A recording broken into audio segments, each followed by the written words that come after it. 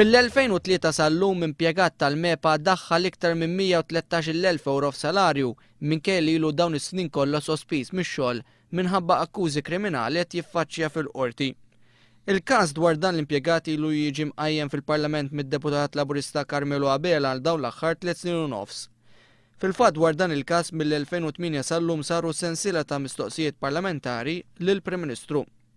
Kien biss fis-seduta ta' tnejn li Carmelo Abela reġa' qajjem dan il-każ u 300 seduta wara li saritlu l-mistoqsija oriġinali, Lorenz Gonzi wieġeb kemm tħallas f'salarju dan l-impjegat fl-aħħar 8 snin kemm ilu sospiż.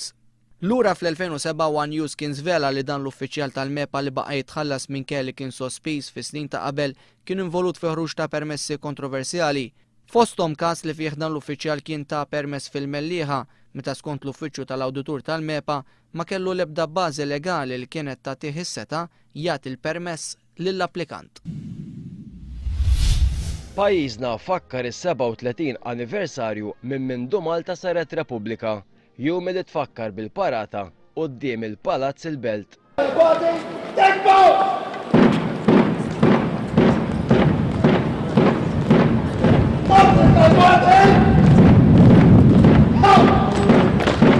Sinifikanti f'dan il-jum kien id-diskors tal-President ta' Malta George Abela li fil-preżenza tal-ogħla dinjitari tal-pajjiż għal lider li qed joktor il-kunsens li riformi kostituzzjonali ġodda saru neċessità.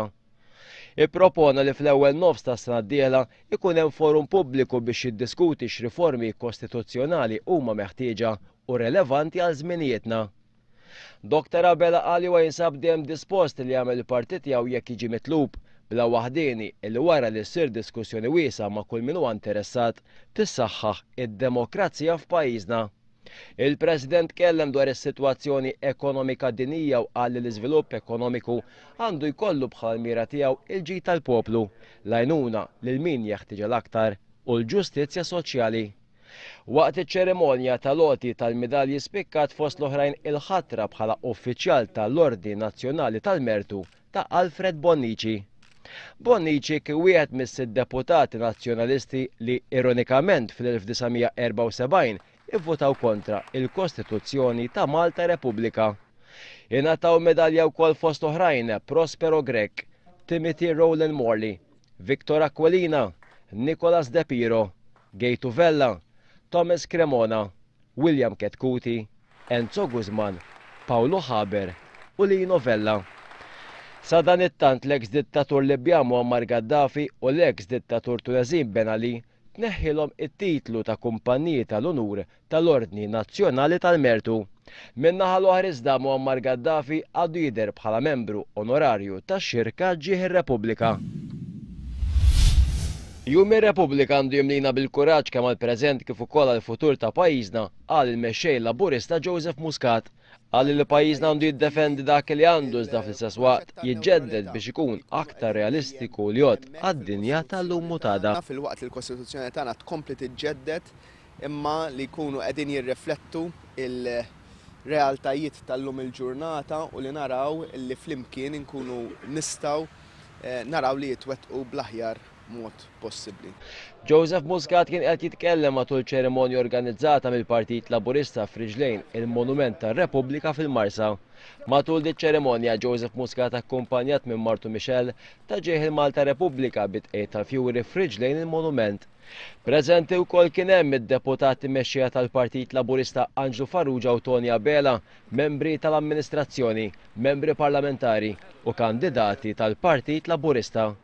Sa dan it-tant f'San Pawl il-Baħar il-Kumitat Lokali tal-Partit Laburista ħawwel 25 siġra ta' ċipress fil-Park Nazzjonali tas-Salini. Dan sar kemm tifkira ta' Jum ir-Repubblika u kif ukoll bħala ġest tal-impenn tal-Partit Laburista favur ambjent aħjar.